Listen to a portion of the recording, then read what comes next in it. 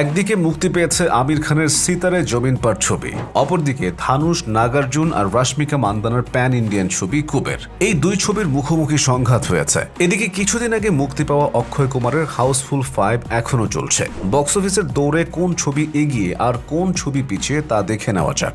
সিতারে জমিন পার শুক্রবার মুক্তি পেয়েছে আমির খান প্রযোজিত এবং অভিনীত ছবি সিতারে জমিন পার। আমির কোমর বেঁধে এই ছবির প্রচারণা করেছেন। মুক্তির আগে সিতারে জমিন পার নিয়ে সমালোচকদের খুব একটা উচ্চাসা ছিল না। ছবির অগ্রিম টিকিট বিক্রির ব্যবস্থা ছিল খুবই খারাপ। আবার রিমেক ছবি কেন করলেন আমির, অনেকে এ নিয়ে বিরক্ত ছিলেন। এছাড়া নেতিবাচক নানা প্রচারণা তো ছিলই, কিন্তু গত শুক্রবার প্রেক্ষাগৃহে ছবিটি মুক্তি পেতেই যেন সব বদলে গেল। 3 বছর পর প্রেক্ষাগৃহে প্রত্যাবর্তন স্মরণীয় করে রাখলেন আমির খান। 2007 সালে আমিরের ব্লকবাস্টার ছবি তারে জমিন পারের সিকুয়েল এটি। সিতারে জমিন পার ছবিটি স্প্যানিশ ছবি চ্যাম্পিয়ন্সের অফিসিয়াল রিমেক। এই ছবির মূল আকর্ষণ আমির ছাড়া 10 জন নিউরো ডাইভার্জেন্ট ব্যক্তি। সিতারে জমিন পার ছবিতে আমিরের সঙ্গে তারা পাল্লা দিয়ে অভিনয় করেছেন। আমিরের ছবিটি চিত্র সমালোচকদের পাশাপাশি সাধারণ দর্শকের মন জয় করেছে।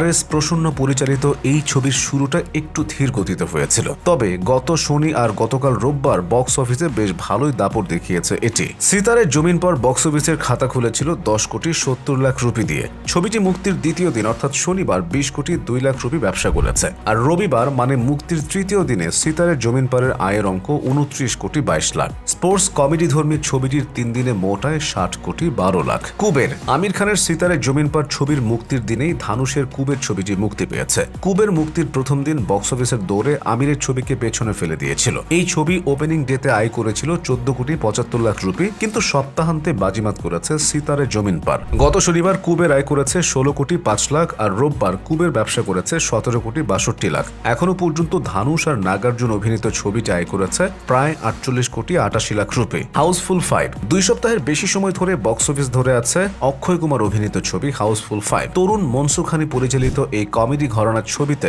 অক্ষয় ছাড়াও আছেন নানা পাটেকর, জ্যাকি শ্রফ, অভিষেক বচ্চন, সঞ্জয় দত্ত, রিতেশ দেশমুখ, শ্রেয়াস তলপরে, চাঙ্কি পান্ডে, চিত্রাঙ্গদা সিং, জ্যাকলিন ফার্নান্দেজ, নার্গিস পাকশি সহ আরো অনেকে। হাউসফুল 5 ছবিটি মুক্তির তৃতীয় সপ্তাহান্তে কোটির বেশি আয় করেছে। গত শনিবার অক্ষয়ের ছবিটি ব্যবসা করেছিল 2 কোটি 5 লাখ রুপি। মুক্তির তৃতীয় রোববার ছবিটি আয় করেছে 3 কোটি 35 লাখ রুপি। সব মিলিয়ে হাউসফুল 5 পঞ্চম সিকুয়েলটি মুক্তির 17 দিন পর্যন্ত আয় করেছে 175 কোটি 95 লাখ রুপি।